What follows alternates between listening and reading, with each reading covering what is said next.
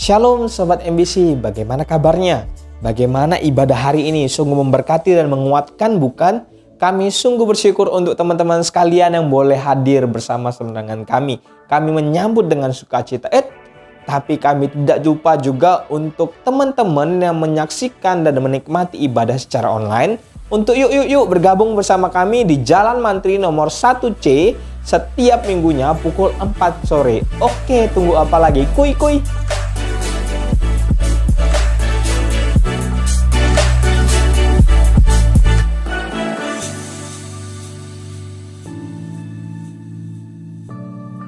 Doa adalah sarana komunikasi dengan Tuhan atau dikatakan nafas hidup orang percaya. Untuk itu mari jaga kehidupan doa kita dan mari bersama-sama bergabung dengan kami di dalam persekutuan doa malam setiap hari Rabu pukul 9 malam. Tenang, ini bukan secara onsite melainkan secara online dan melalui Zoom. Untuk info berikutnya silahkan lihat poster ini. Dan kalau butuh apa-apa silahkan cek di Instagram kita @methodistblessing. Tuhan Yesus memberkati. Di dalam bulan November ini Methodist Blessing Community mengangkat satu tema yaitu Nothing is Impossible. Karena Tuhan kita adalah Tuhan yang luar biasa, dapat melakukan segala hal bahkan mujizat. Untuk itu mari bersama-sama dengan kami bersama-sama bertumbuh, berakar, bahkan berbuah di dalam Tuhan. Tuhan Yesus memberkati.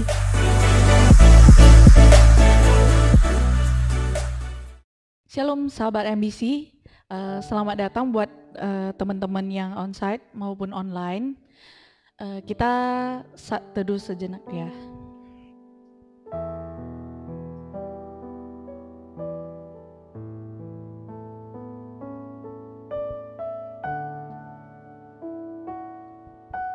Amin. Oke, sekali lagi shalom semuanya. Oke, walaupun ini cuacanya mendung, tapi sukacita tetap ada ya. Amin. Oke. Untuk mempersiapkan hati, kita nyanyikan lagu pertama.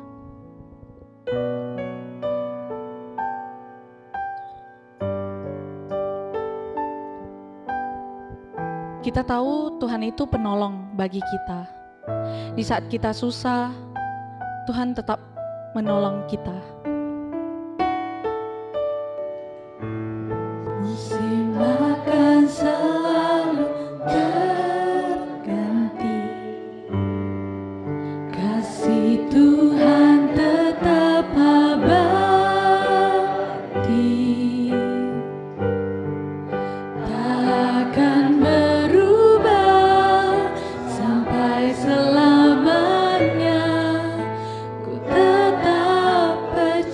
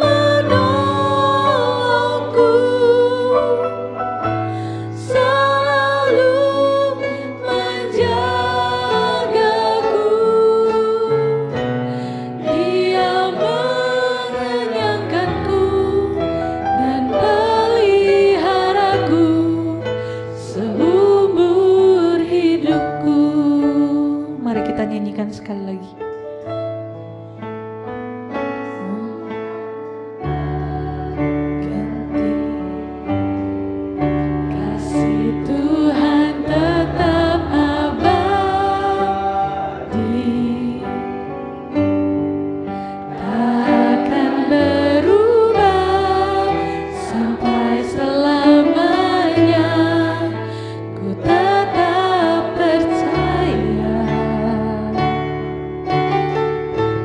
Yakin Tuhan memberkati,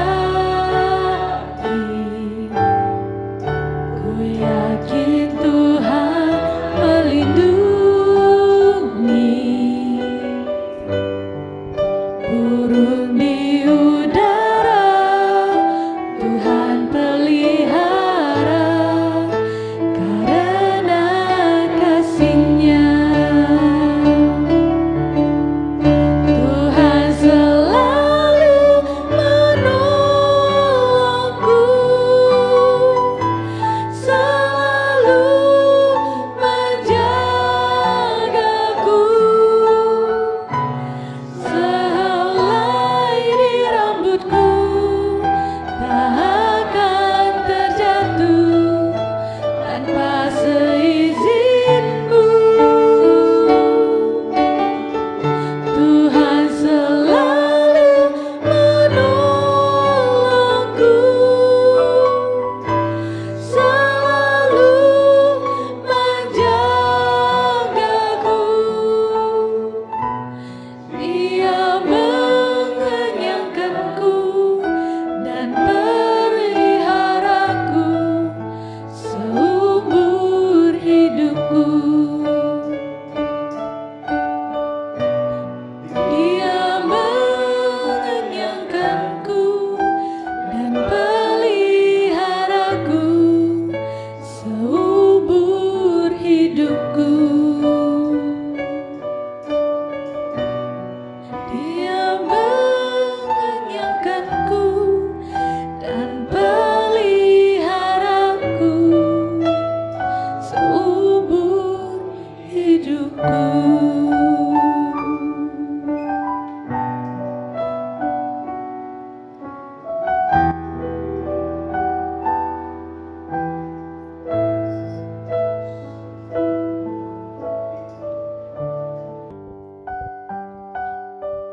Terima kasih Tuhan untuk kasih-Mu Tuhan, sehingga kami boleh datang ke tempat ini, boleh bersekutu dengan Engkau Tuhan, boleh memuji nama Engkau, boleh mendengarkan firman Engkau. Engkau yang memberkati kami Tuhan, Engkau yang selalu mengajarkan kami ketika kami kehilangan arah, ketika kami terjatuh, Engkau yang selalu menuntun kami Tuhan. Terima kasih Tuhan, Engkau yang memberkati kami. Di dalam nama Tuhan Yesus kami telah berdoa. Amin. Ajar kami Tuhan.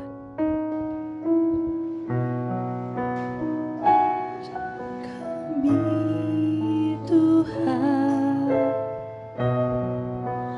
menghitung hari-hari agar kami beroleh hati bijaksana. Ajar kami Bapa, ajar kami Bapa, hidup dalam jalan-Mu, agar semua rencana-Mu digenapi.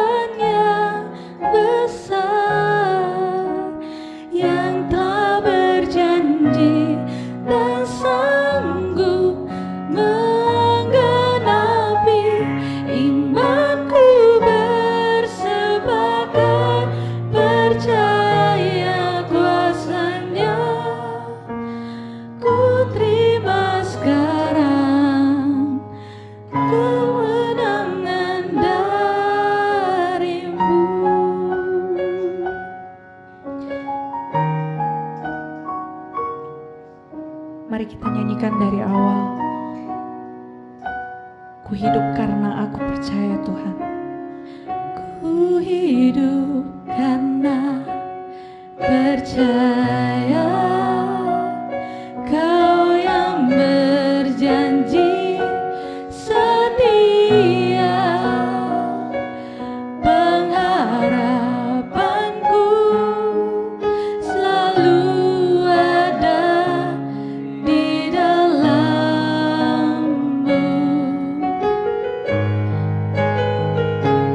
Ku tidak akan menyerah meski dalam kesesakan. Seluruh hidupku dalam genggaman-Mu.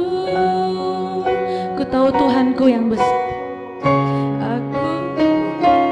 Ku punya Tuhan yang besar, yang telah berjanji dan sanggup menggenapi. Imanku bersepakat percaya kuasa-Nya.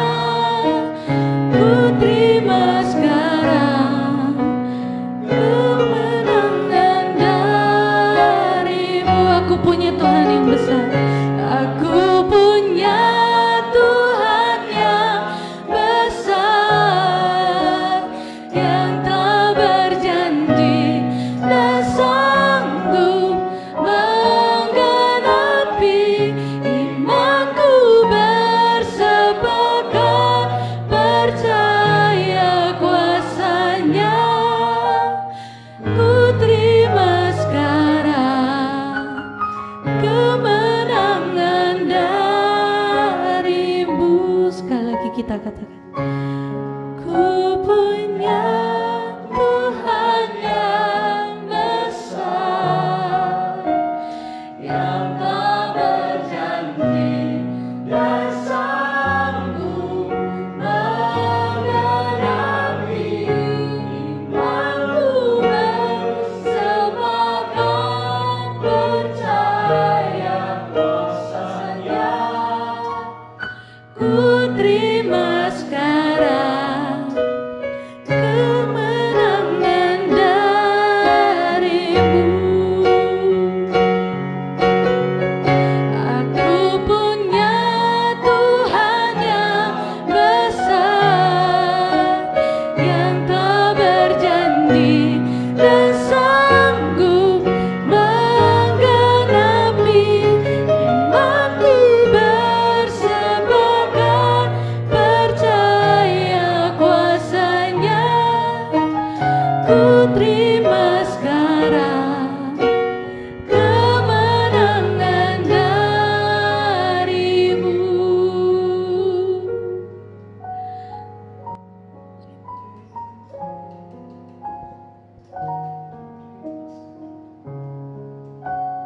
Terima kasih Tuhan.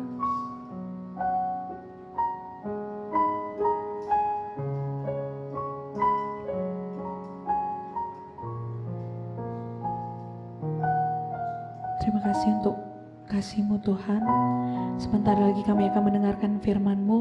Kau berkati kami Tuhan, sehingga kami boleh mendengarkan firman-Mu dengan baik Tuhan, sehingga kami boleh mengaplikasikan dalam kehidupan kami. Terima kasih Tuhan untuk waktu yang telah Engkau berikan. Di dalam nama Tuhan Yesus kami siap mendengarkan firman Engkau. Amin.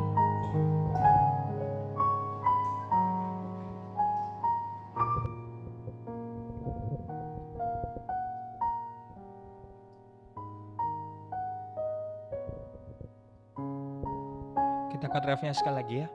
Kita katakan, kita punya Tuhan yang besar.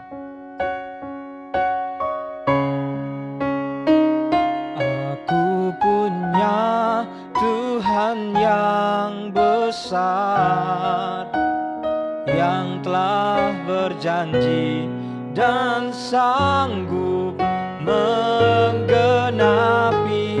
Imanku bersepakat percaya kuasanya. Katakan, ku terima sekarang kemenangan darimu. Ku terima sekarang, ku terima sekarang ya Tuhan, kemenangan darimu. Kita berdoa ya. Tuhan, terima kasih kami memiliki Engkau. Bukan hanya dekat dengan kami, tetapi Engkau Allah yang besar. Engkau selalu berjanji, tetapi Engkau selalu menepati. Dan hari ini kami mau belajar bahwa ketika Tuhan memberi kami satu tugas dan tanggung jawab, Tuhan juga memberikan kekuatan bagi kami. Ajar kami ya Tuhan, berkati kami agar kami boleh menjadi saluran berkat di dalam hidup ini. Di dalam nama Yesus kami sambut firman Tuhan. Amin. Shalom. Shalom. Kalau yang belum katakan happy Sunday, katakan happy Sunday ke kanan kiri kanannya. Shalom juga untuk jemaat MBC yang ada di rumah, yang menyaksikan secara online. Bersyukur ya, nggak terasa kalau dalam 1 bulan ini kita belajar tentang apa? Ada tuh di bawah yang kuning tuh, redeemed by Jesus. Lalu apa yang harus kita lakukan ketika kita sudah ditebus? Coba kita kilas balik dulu, kira-kira apa yang sudah kita pelajari. Di dalam minggu pertama kita udah belajar dari contoh living apa? Gak tahu ya? Oke, kita kilas balik ya, supaya kita terus menerus ya. Kalau mau tanya ada contoh living ya. Ya, kita belajar bahwa ketika kita sudah ditebus, kita itu harus menjadikan Kristus sebagai pusat di dalam hidup kita. Lalu yang kedua dibawakan oleh Semu Pixia tentang, waduh udah lupa ya, karena banyak kali beban hidup ya, gitu ya. Menjadi murid, betul sekali. Yang ketiga, kita kemarin belajar bahwa ketika kita sudah ditebus, kita memiliki tugas untuk menjadi saksi. Oke? Lalu minggu lalu udah lupa ya. Kita belajar apa? Saling, betul ya. Saling bukan silang. Dan hari ini kita punya satu tugas, yaitu ketika kita sudah ditebus, kita diberikan satu tugas untuk mengajarkan kembali. Karena kita belajar dari teladan Yesus, Yesus juga mengajarkan kebenaran, mengajarkan firman Tuhan. Hari ini kita akan belajar bersama-sama. Teman-teman yang terkasih, kalau saya berikan gambar ini, coba ya kita tebak-tebakan dulu ya. Kalau saya kasih gambar ini, coba pikirkan yang mana ori, yang mana enggak. Ya boleh lihat dekat lagi ya. Kalau kita melihat zaman ini adalah zaman di mana semua produk itu kalau bisa disebarkan gitu ya, disebarluaskan supaya orang cepat-cepat mendapatkan produk yang baik dan laris di pasaran. Coba ini, kira-kira mana? Yang agak kuning atau yang agak rose gold? Yang ori dan yang palsu yang mana? Ayo. Hah? Yang Thursday yang apa? Yang rose gold yang apa? Yang Thursday yang ori gitu atau yang KW? Yang Thursday yang ori. Gitu. Gak pernah punya ya. Gitu ya. Yang mana yang ori?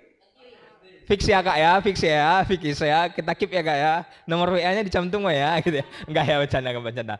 Kita akan lihat kira-kira yang mana yang ori dan yang KW. Kalau yang nggak bisa tebak nanti ada nextnya ya. Oke, seberapa benar ya? Kasih tepuk tangan dulu.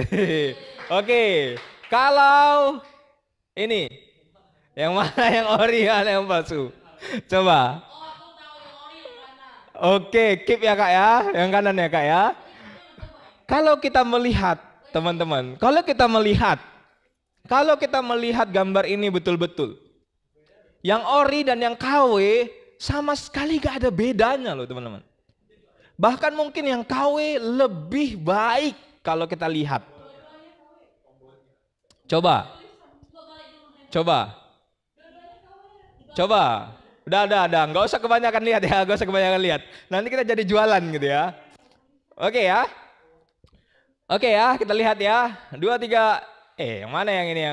Yang ini. Oh, aku ada catat. Yang KW adalah yang kanan, yang agak lebih cerah itu. Dan yang ori yang agak gelap. Kalau saya lihat sini ada agak gelapnya. Nah, teman-teman, artinya apa? Kalau kita lihat secara sekilas, kita tidak bisa membedakan kan? Bahkan ketika saya melihat yang KW dan yang ori, gak bisa sama sekali membedakan. Pertama kali saya melihat, ini pasti yang ori nih. Ternyata setelah saya baca artikelnya, oh salah. Ternyata ada KW super. KW super. Betul-betul mirip, tetapi beda. Nah, teman-teman, kalau ini kira-kira mana yang asli, mana yang palsu? Yang kanan, yang putih asli. Yang oke, ada perbedaannya kubu kiri dan kanan. Kita lihat aja biar gak lama-lama ya. 2, 3, iya. Ada yang salah? Ada yang salah? Salah bukan kan? Oke, ada yang pilih putih. Tadi Bapak pilih? Tadi putih gak ada tadi. Jawab yang mana? Putih, betul ya? Oke. Kalau ini, yang mana yang KW? Ya, yang udah nyontek jangan ya. Coba, yang mana yang ori, yang mana yang KW? Yang putih KW. Gitu. Yang mana? Yang kiri. Oke, kita lihat. Nah, teman-teman, kalau kita lihat, bahkan aku yang nggak pernah pakai Gucci gitu ya, melihat yang ori itu pasti yang bagus. Dan ketika saya pilih, ternyata fake guys. Padahal lebih cantik kan? Itu kusam-kusam, kisut-kisut, keriput-keriput kayak orang tua gitu ya. Enggak ya, bercanda ya. Enggak ya. Nah, ketika kita melihat, kita salah nebak. Kita merasa bahwa bahkan yang KW, yang fake pun lebih, istilahnya lebih menarik. Bahkan lebih bagus nampaknya. Tapi nggak ada yang mungkin lebih bagus daripada yang orinya ya, daripada yang KW. Teman-teman, hari ini kita bisa melihat bahwa di dalam kisah yang kita baca nanti, di dalam konteksnya, Timotius Paulus menghadapi pengajaran yang sesat. Dan itulah tantangan kita juga saat ini. Kita akan belajar bersama-sama. Oleh karena itu kita harus mengajar sesuai dengan orinya, bukan KW-nya. KW-nya bisa jadi lebih menarik, tetapi membawa kepada kebinasaan. Bisa jadi lebih gold gitu ya, kayak tadi ya, lebih gold, lebih kinclong, lebih menarik mata dari jauh, tetapi ternyata fake gitu ya. Nah, hari ini kita akan belajar bersama-sama. Yuk kita baca bersama-sama di dalam 1 Timotius 4 ayat 11 sampai 16. 1 Timotius 4 ayat 11 sampai 16. Kita akan baca bersama-sama. Ya, ladies first lah ya, ladies first ya, karena saya memberikan kesempatan untuk para ladies menjadi yang first ya. Ladies akan membacakan yang ayat 11 yang ganjil, yang pria akan yang genap. Nanti di ayatnya yang ke-16 kita baca bersama-sama. 1 Timotius 4 ayat 11 sampai 16. 2, 3 ya. Jangan seorang pun menganggap engkau rendah karena engkau muda. Jadilah teladan bagi orang-orang percaya dalam perkataanmu, dalam tingkah lakumu, dalam kasihmu, dalam kesetiaanmu, dan dalam kesucianmu.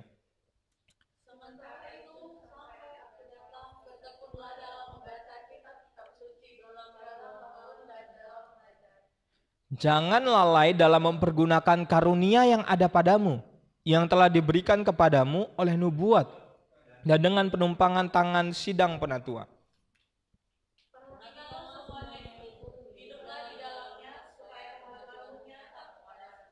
Bersama-sama, awasilah dirimu sendiri dan awasilah ajaranmu.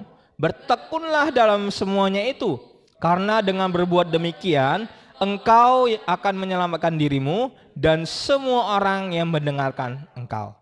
Saya ulangi sekali lagi ayat 16. Awasilah dirimu sendiri dan awasilah ajaranmu. Bertekunlah dalam semuanya itu. Karena dengan berbuat demikian, perhatikan ya, karena dengan berbuat demikian, engkau akan menyelamatkan dirimu dan semua orang yang mendengar engkau. Artinya akan selamat.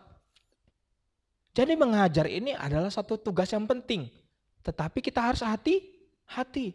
Karena bisa juga membawa mereka mengenal Kristus, tetapi membawa ke kesesatan juga. Hari ini kita belajar bersama-sama. Teman-teman sekalian, pembacaan Alkitab yang kita baca hari ini adalah sebenarnya nasihat dari Paulus. Paulus ini adalah orang yang luar biasa dipakai Tuhan sebagai hamba Tuhan, diberikan kepada rekan pelayanan. Tetapi mudah sekali. Namanya siapa? Siapa? Yang kita baca tadi? Timotius. Diberikan nasihat oleh Paulus kepada Timotius. Timotius ini adalah anak yang lahir dari campuran. Dan pada saat itu perkawinan campur itu tidak disukai. Ibunya orang Yahudi dan ayahnya orang Yunani. Ia menjadi Kristen, Timotius ini menjadi Kristen ketika Paulus sedang di Listra. Dan kemudian ia menjadi murid Paulus. Berdasarkan arti namanya teman-teman, Timotius ini dikasih nama itu Timotius karena namanya saleh, orang saleh. Artinya orang yang menghormati Tuhan. Zaman dulu nama itu sangat penting. Mengimpartasikan atau mempresentasikan dalam kehidupannya. Sejak kecil Timotius sudah mengenal teman-teman namanya firman Tuhan, ajaran firman Tuhan karena namanya Yahudi, kental dengan hukum-hukum, semua diajarkan kepada Timotius. Ibunya Eunike adalah orang Yahudi asli teman-teman. Berperan sebagai pembentuk karakter dari Timotius dari kecil sampai dia menjadi pelayan Tuhan. Dan di dalam ketaatan dia itu sangat taat melakukan firman Tuhan. Mengajar teman-teman adalah salah satu respon yang benar ketika kita sudah ditebus oleh Tuhan. Saya ulangi. Mengajar atau mengajarkan kembali adalah satu respon yang tepat dan benar ketika kita sudah ditebus oleh Tuhan. Dan masih ada hubungannya dengan bersaksi. Bersaksi, mengajar adalah sesuatu yang sama-sama memerintahkan kebenaran. Tetapi ada satu mengajar lebih intens, bersaksi bisa berdasarkan apa yang kita alami bersama Tuhan. Sedangkan kebenaran itu harus benar-benar diajarkan secara intens. Tetapi ada stigma yang kurang pas di dalam dunia ini. Ada yang mengatakan bahwa mengajarkan tugas hamba Tuhan lah itu, tugas penginjil lah itu. Mana mau lah aku gitu ya. Teman-teman yang terkasih, saya mengingatkan kepada kita semua dan kita belajar bersama. Mengajar adalah satu tugas dan perintah sebenarnya. Ketika kita sudah ditebus, kita menjadi percaya, kita memiliki tugas yaitu mengajar. Kalau kita mendasari hidup kita dengan amanat agung, saya akan bacakan. Karena itu pergilah, jadikanlah semua bangsa muridku dan baptislah mereka dalam nama Bapa, Anak dan Roh Kudus dan ajarlah mereka melakukan segala sesuatu yang kuperintahkan kepadamu. Kalau kita mendasari hidup kita di dalam amanat agung, warisan Tuhan yang paling diberikan ketika ia sebelum mati dan naik ke surga dan bangkit, ini adalah satu perintah yang Tuhan berikan kepada kita, kepada murid-muridnya, dan kepada kita pada saat ini. Untuk mengajarkan selain membaptis, menjadikan semua bangsa murid, tetapi dengan mengajarkan apa yang telah kuperintahkan kepadamu. Kata ajarlah merupakan suatu perintah bagi kita sebagai seorang murid. Kita udah belajar. Kita orang percaya adalah orang yang harus menjadi murid. Seorang murid yang harus benar-benar meneladani gurunya. Mungkin memang tidak mengajar yang kita lihat sekarang, bukan menjadi dosen, bukan menjadi guru dan lain sebagainya. Tetapi kita pasti memiliki kesempatan untuk mengajar, teman-teman. Paling tidak adalah ketika kita memiliki anak. Betul? Ketika kita memiliki anak, memang ada sekolah. Karena mengajar itu penting, karena belajar itu penting, makanya orang tua juga memiliki peran di dalam mengajar anak. Dan itu adalah kesempatan yang sangat mulia ketika kita menjadi orang percaya. Tugas kita adalah mengajar. Mungkin kepada anak. Tetapi kalau kita punya kesempatan yang lain, contoh teman-teman kita, contoh adik-adik kita, mungkin kakak kita atau orang tua kita yang kita bisa ajarkan, Tuhan kasih kesempatan, pergunakan itu dengan baik. Karena di dalam Ulangan 6 ayat yang ke-7 berkata, haruslah engkau mengajarkannya berulang-ulang kepada anak-anakmu. Berbicara tentang hukum daripada yang Tuhan tetapkan pada saat itu kepada Musa. Engkau harus mengajarkannya berulang-ulang. Paling tidak kita bisa mengajarkan kebenaran firman Tuhan kepada anak-anak kita nanti. Ada yang gak mau punya anak? Ada? Enggak ya, pasti enggak ya. Semua kita juga udah belajar ya. Tugas kita juga beranak cucu melahirkan generasi yang kudus. Ya kan? Kita udah belajar kemarin. Mengajarkan kebenaran firman Tuhan teman-teman adalah satu tanggung jawab nih ya. Tanggung jawab bagi setiap kita orang-orang percaya. Teman-teman sekalian, surat 1 Timotius ini adalah yang saya katakan tadi. Surat yang ditujukan kepada Timotius oleh Paulus sebagai pelayan Tuhan. Walaupun ia masih muda. Teman-teman, umur 30, umur 25 sampai 30 tahun adalah umur yang muda. Pada masa itu umur 35 tahun adalah yang muda. Masih dikategorikan muda. Dan Paulus umur segituan. Timotius memiliki satu karunia yang diberikan Tuhan, itu mengajar. Paulus menasihatkan ia di dalam ayat 11 tadi yang kita baca. Beritakanlah dan ajarlah semuanya itu. Artinya apa semuanya itu? Apa yang harus diajarkan? Kalau kita melihat konteks pada surat ini ditujukan kepada Timotius yang punya masalah banyak orang-orang yang mengajarkan kesesatan. Banyak orang-orang yang mengajarkan kesesatan pada saat itu. Pengajar sesat ini mungkin adalah pada saat itu ya, pada masa itu, pengajar sesat itu dimaksud demikian. Ada seseorang yang mengajar tetapi tidak berlandaskan kepada kebenaran. Pada saat itu, mungkin ada juga orang yang mengajar tapi mengikuti kemauannya dia. Mungkin ada juga orang yang mengajar pada saat itu tetapi mengaitkan dengan goib gitu ya, mengaitkan dengan kuasa gelap. Teman-teman sekalian, ajaran sesat yang diberitakan pada zaman itu memang tidak dijelaskan secara detail, tapi itu adalah salah satu atau salah duanya contoh yang tadi saya beritakan. Tetapi secara harafiah mungkin tidak kita akan berpikir bahwa ajaran-ajaran sesat itu, kita akan berpikir bahwa mungkin saat ini ajaran sesat itu adalah ajaran yang karena gereja karismatik itu beda dengan kita, itulah sesat. Bukan itu ajaran sesat yang dimaksud kalau kita kontekskan pada masa ini. Bukan karena perbedaan daripada gereja, bukan. Melainkan bukan hanya demikian, bukan hanya dimengertikan sesempit itu. Bukan hanya karena berbeda, karena beda, karena ini menonjolkan misalnya contoh berbahasa roh, karena ini meninggikan pengajaran. Bukan sesempit itu diartikan. Melainkan apa? Roh-roh penyesat, ajaran sesat pada masa ini atau pendusta masa kini, saya memberikan contohnya. Yang pertama, ajaran sesat bagi kita saat ini adalah pertama, dikatakan segala sesuatu di luar sana yang dapat mengaburkan kehidupan beriman kita sebagai orang-orang yang percaya kepada Tuhan. Dikatakan apa?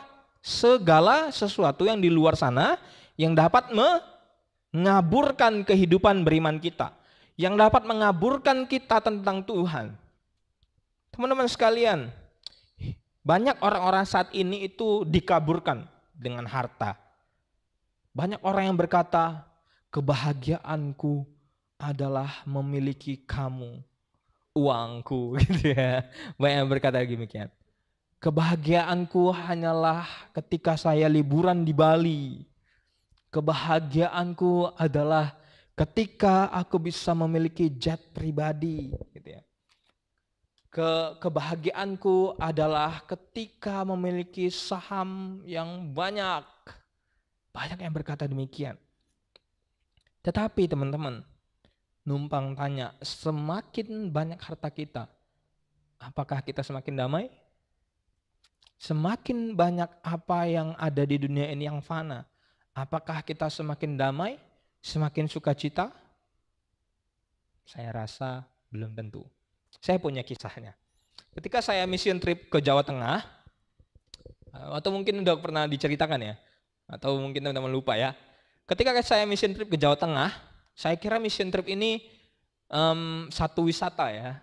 Terus dikatakan kalian itu akan tinggal di pinggir pantai gitu ya. Pantai, betul-betul pantai gitu ya.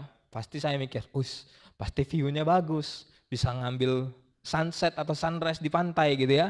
Saya bawalah itu kamera yang harganya lumayan gitu ya. Lensa, laptop saya bawa gitu kan. Tapi judulnya mission trip. Tapi oke lah, nggak apa-apa lah aku bawa ya. Ketika sampai di tempat mission trip itu, saya tinggal di tempat yang gubuk. Memang betul di pinggir pantai, kalau itu biasanya pun kalau misalnya hujan deras kami harus mengungsi gitu ya. Karena air bisa pasang kena gitu ya.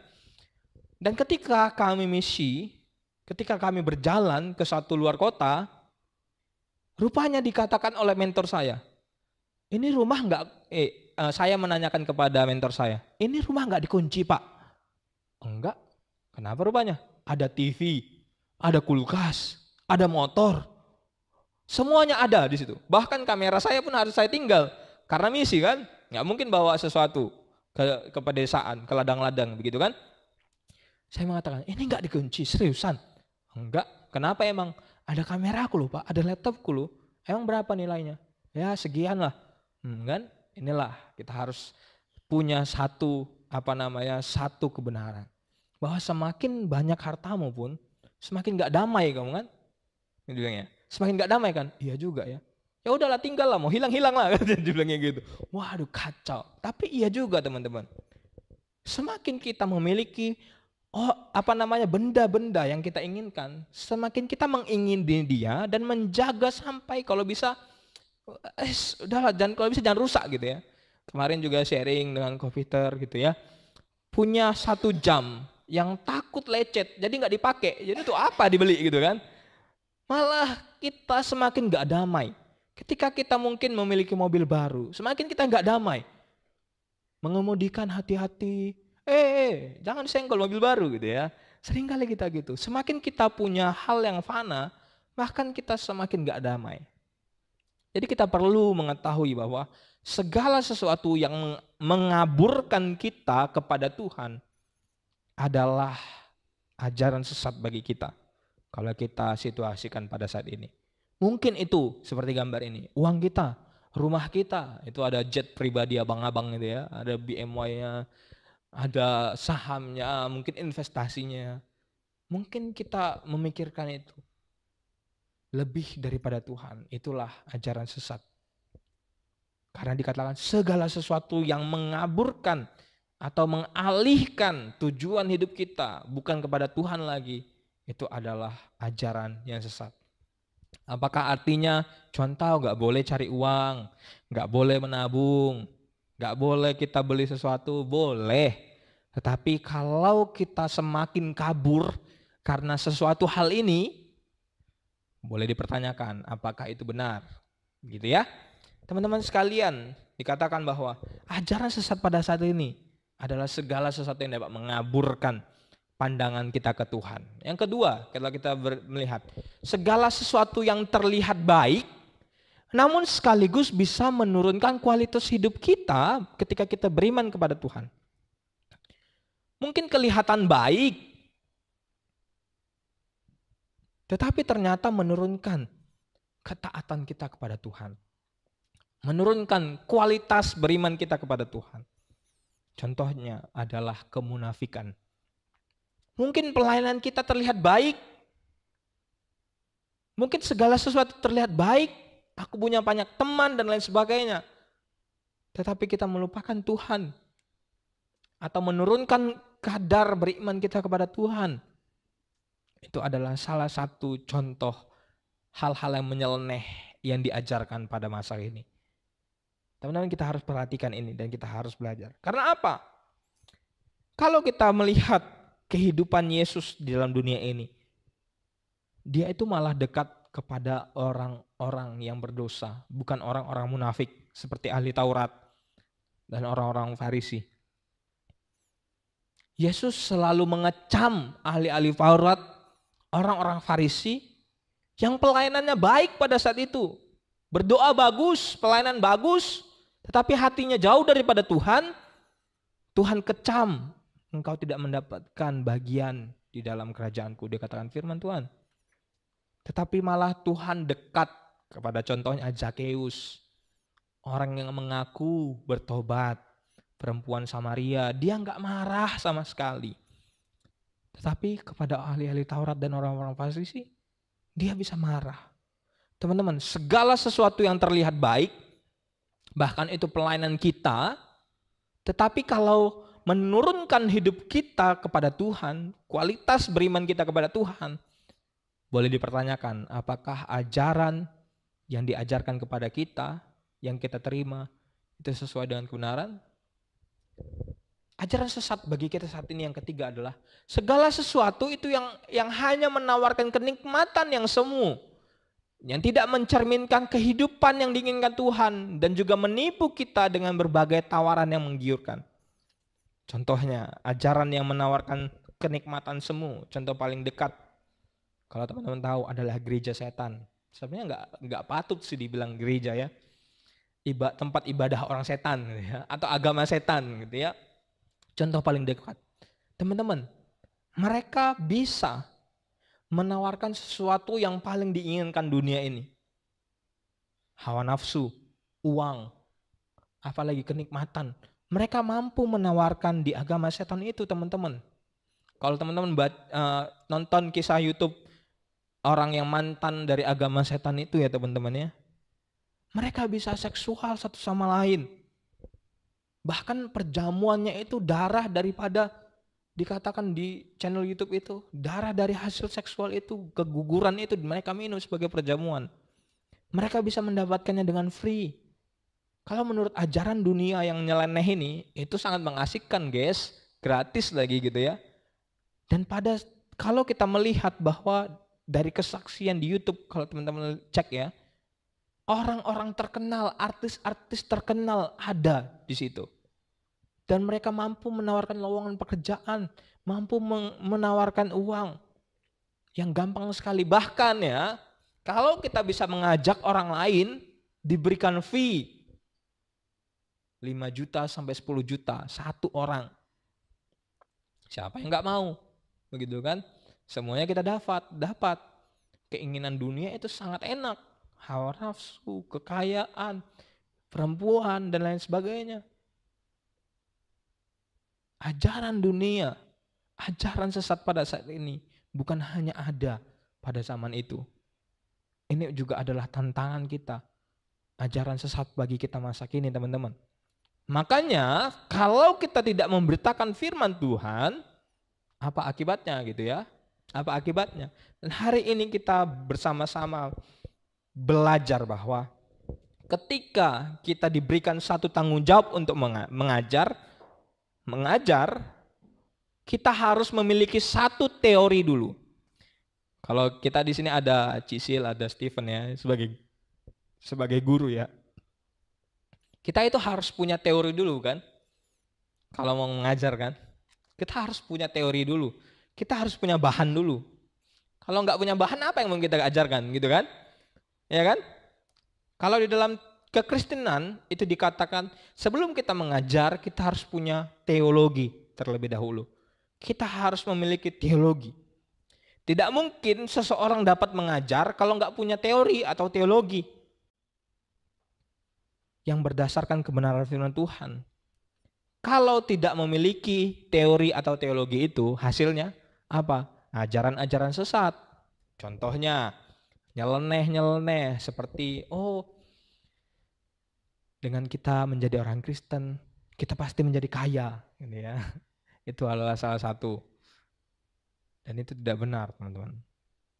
Tuhan nggak pernah menjadikan kaya, nggak pernah. Tapi Ia selalu mencukupkan kita. Makanya kita harus mendasarkan punya teologi, punya teori dulu di dalam mengajar. Untuk itu, ketika kita diberikan satu tugas untuk mengajar, kita harus memiliki satu persiapan, yaitu memiliki satu bahan. Dan bahan itu adalah Alkitab. Dan Alkitab sudah cukup untuk kita mengajar. Teman-teman, untuk mengajar tidak perlu hanya bisa ngomong aja yang bagus. Ribuan orang bisa menatap saya selama 1 jam, itu tidak perlu demikian. Banyak orang yang mikir, aduh nggak bisa ngajar aku, contoh. Aku ngomong 3 menit aja, orang udah lihat-lihat jam. Orang udah ngelihat sana, udah gelisah. Tidak perlu demikian. Dalam mengajar, yang dikatakan, yang kita pelajari kali ini adalah ketika kita sungguh-sungguh di dalam Tuhan. Kita sungguh-sungguh mendalami firman Tuhan, saya yakin dan percaya Tuhan pasti kasih hikmat untuk kita mengajarkan. Tuhan pasti kasih hikmat ketika kita sungguh-sungguh ya di dalam merenungkan firman Tuhan, di dalam mengkaji firman Tuhan. Teman-teman sekalian, setiap anak Tuhan harus bisa memberikan nasihat kepada seseorang berdasarkan firman Tuhan. Karena kita sudah memiliki kebenaran firman Tuhan sebagai dasar, sebagai teori, sebagai bahan. Setiap orang, setiap anak Tuhan harus bisa memberikan nasihat kepada seseorang yang lain atau mengajarkan kepada seseorang yang lain berdasarkan firman Tuhan. Contohnya, ketika kita sebagai anak Tuhan, kita harus berdasarkan kepada Alkitab. Contohnya ketika ada teman kita dalam kesusahan, aduh bro, susah kali hidupku. Jangan hanya sebagai orang Kristen yang kita punya teologi, yang kita punya dasar Alkitab, kita hanya bilang, ya sabar ya bro. Bukan hanya demikian teman-teman.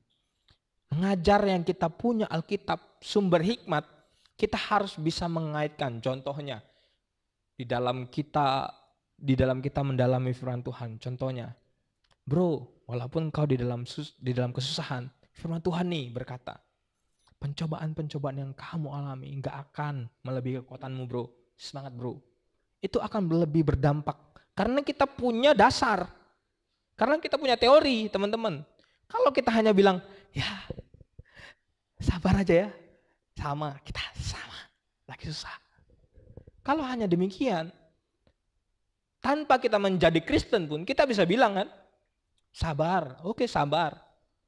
Tapi firman Tuhan berkata demikian, kita punya teologi, kita punya kebenaran firman Tuhan.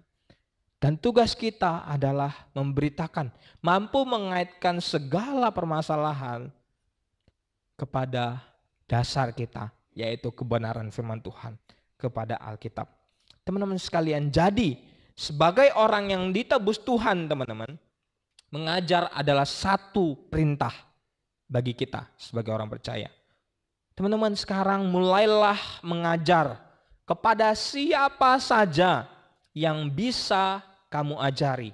Dan Tuhan pasti berikan kesempatan kepada siapa saja. Mungkin itu adik kita, orang tua kita, kakak kita, bahkan nanti anak kita dan lain sebagainya. Kita pasti diberikan hikmat oleh Tuhan. Karena Tuhan sumber hikmat. Tentunya ketika kita dengan sungguh-sungguh dekat dengan Tuhan. Tuhan pasti berikan hikmat kita untuk kita mengajar. Jadi jangan takut. Tuhan pasti memberkati kita, pasti mengajar kita. Untuk itu, Paulus mengingatkan kepada kita juga yang terakhir, ayat yang terakhir tadi. Untuk selalu mengawasi ajaran kita dan selalu waspada akan ajaran-ajaran palsu. Dan terus berpegang kepada kebenaran Injil. Teman-teman sekalian, karena kita manusia seringkali terpengaruh bukan? Gampang sekali terpengaruh bukan? Dan iblis itu sering pakai pikiran kita yang gampang terpengaruh ini untuk membandingkan, untuk menipu kita. Dan kata Paulus, bertekunlah dalam hal itu. Artinya apa? Bertekunlah di dalam engkau mencari hikmat di dalam Alkitab, di dalam kebenaran firman Tuhan itu. Bertekunlah dalam hal itu teman-teman. Bertekunlah kata Paulus. Kita harus mengawasi. Karena Paulus yakin dan percaya pada saat itu, walaupun kita orang percaya, iblis masih bisa menipu pikiran kita. Iblis masih bisa bekerja melalui pikiran kita yang lemah. Bertekunlah dalam hal itu, kata Paulus. Dalam belajar, dalam mengajarkan kebenaran, karena ketika Injil itu sungguh-sungguh terberitakan, ketika sungguh-sungguh kita mengajar, kita lihat ayat 16 ya teman-teman ya. Engkau akan menyelamatkan dirimu dan semua orang yang mendengar engkau. Artinya apa? Mengajar ini adalah satu tugas yang mulia. Karena kita mengajar, makanya jangan pernah insecure ketika menjadi guru.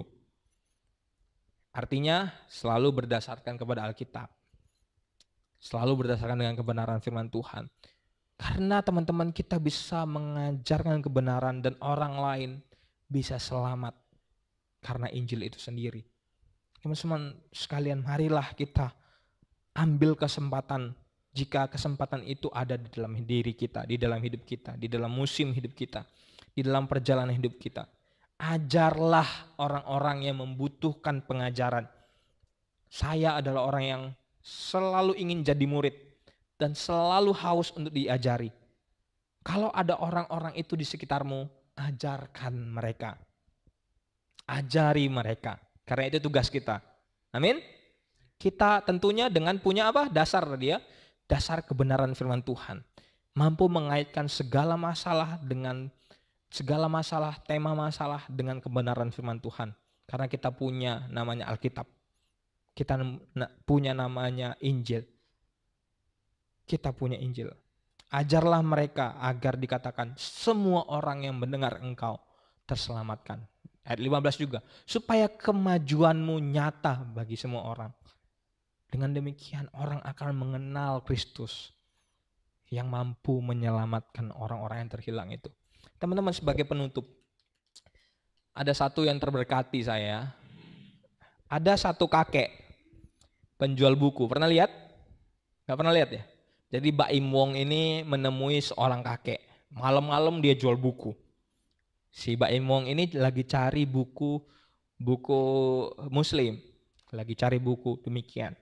Lalu dia bertanya, kakek ini terlihat lusuh banget ya. Hidup sendirian. Lalu Mbak Im nanya kepada kakek ini, keluarga kakek nggak ada ya? Nggak ada. Anak kakek ada sih, cuman mereka nggak mau temui aku. Istriku udah meninggal katanya, demikian. Istriku udah meninggal, ada 3 anakku tapi nggak pernah mau temui aku selama 30 tahun. Wow. Tetapi kakek itu tidak menuntut mereka harus bagaimana, harus mencari aku, harus demikian, enggak. Tetapi kakek ini memberitakan firman Tuhan, mengajarkan kepada Mbak Im Wong loh ini, lagi di shoot loh ini, demikianlah katakan. Kita lihat. Anakku 3. Anaknya 3. Udah nggak kenal aku semua lah. Kenapa kek? Nggak pernah ketemu selama 30 tahun. 30 tahun. Teman-teman, kalau kita perhatikan, kakek ini ngajari Mbak Im. Ngajari Mbak Im kebenaran itu. Aku gak menuntut kok mereka, nanti kita lihat video berikutnya. Aku gak menuntut mereka datang kepada aku. Tetapi, kalau kita mementingkan sesuatu hal di dalam hidup ini termasuk keluarga, bagaimana? Gitu ya, bagaimana? Kita lihat video berikutnya, dikatakan ini lagi. Kakek nggak nyari. Ya, kalau mau anak lu nyari bapak, kalau anak udah nggak perluin bapaknya ya udah. Kan kalau Alkitab berkata gini, bagaimana engkau mau mengasihi Allahmu kalau engkau tidak bisa mengasihi sesamamu?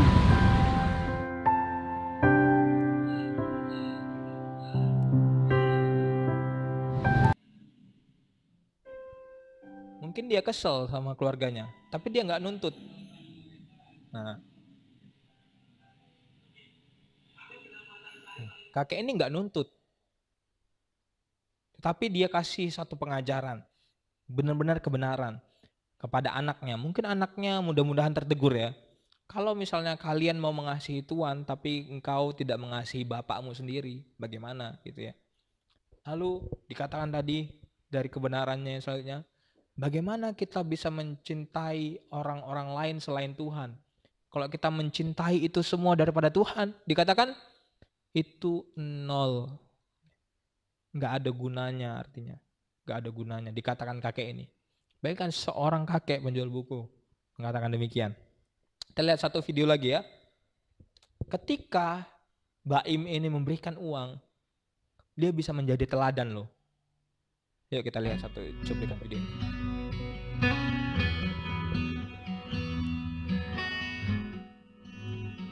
Rela nih. Aduh, jangan banyak-banyak lah.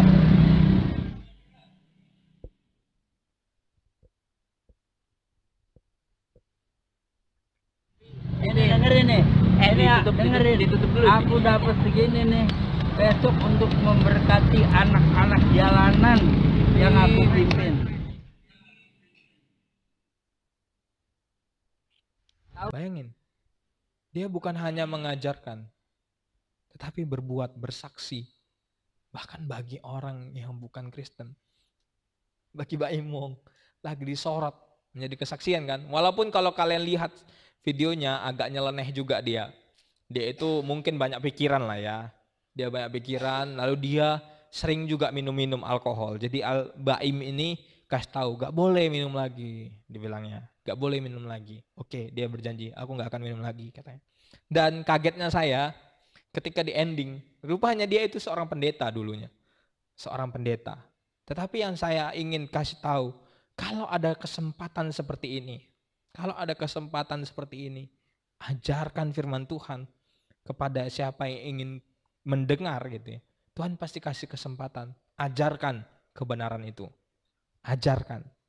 Karena melalui video ini mungkin banyak orang yang terberkati. Termasuk saya sendiri. Saya terberkati melihat video ini. Dan itulah tugas kita sebagai orang percaya. Mengajarkan kebenaran itu. So teman-teman sekalian, sebagai anak-anak Tuhan, kita sudah melihat nih tugas kita selama 1 bulan ini ketika kita sudah ditebus.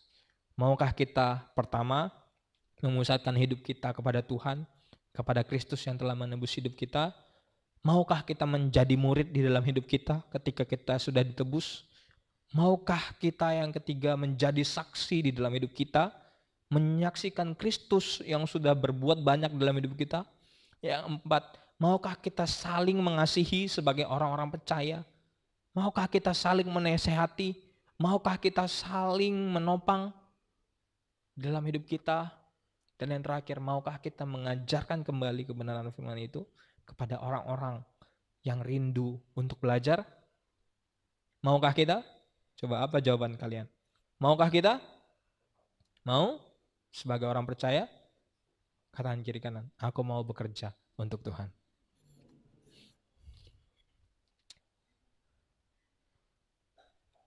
Selesai sudah di dalam 1 bulan ini kita belajar bahwa apa yang harus kita lakukan. Dan di dalam bulan berikutnya kita akan belajar mukjizat Yesus. Mukjizat yang Tuhan Yesus lakukan di dalam masa hidupnya kita akan belajar di dalam 1 bulan ke depan. Untuk itu tetap belajar bersama kita di MBC dan teman-teman yang di MBC juga sama-sama kita belajar, bertumbuh, bahkan berbuah. Amin. Mari kita berdoa.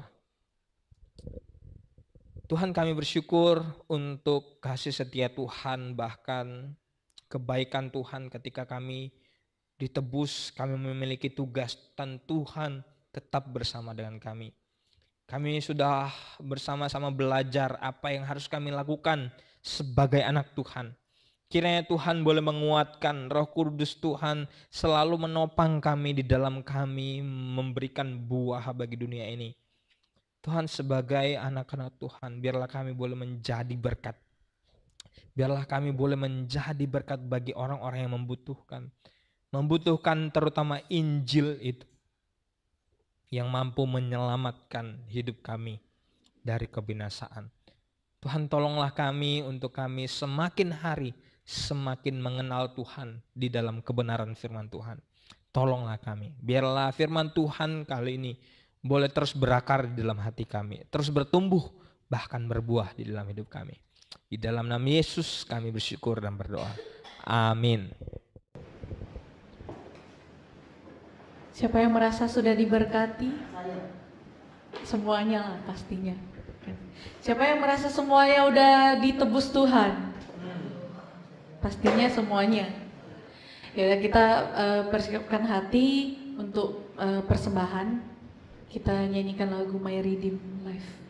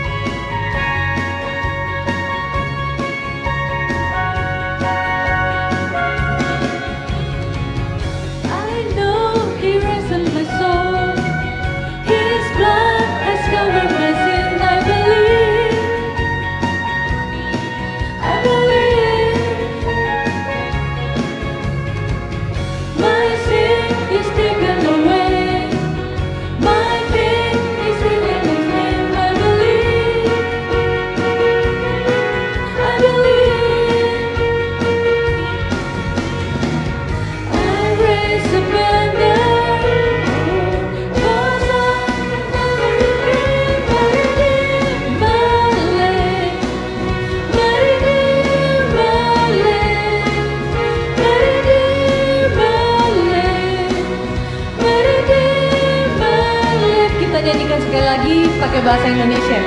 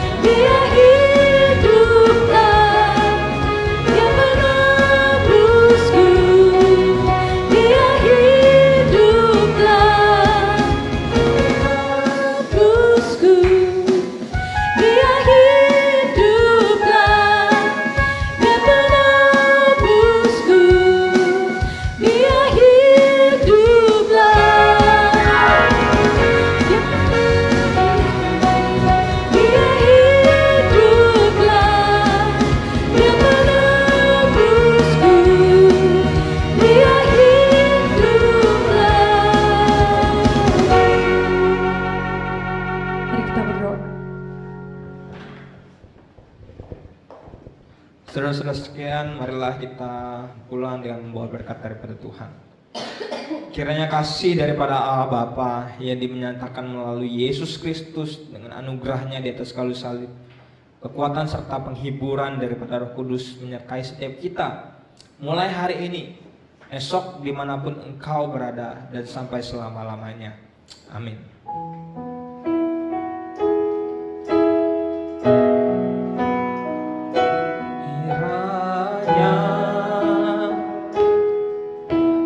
Memberkati aku berlimpah-limpah dan memperluas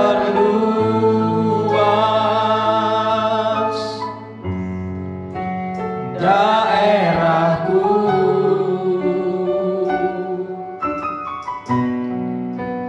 dan kiranya menyertai aku dan melindungi aku daripada malapetaka, sehingga kesakitan tidak menimpa aku.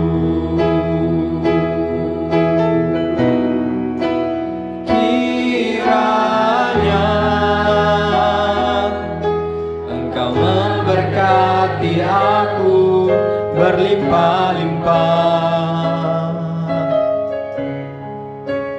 dan memperluas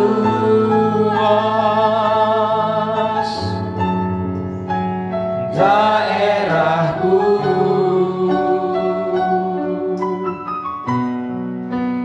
dan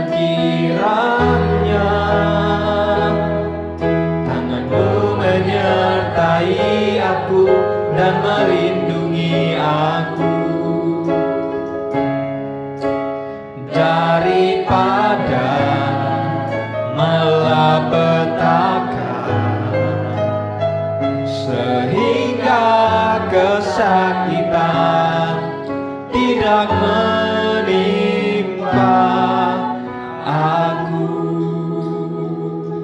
Saat teduh, silakan duduk.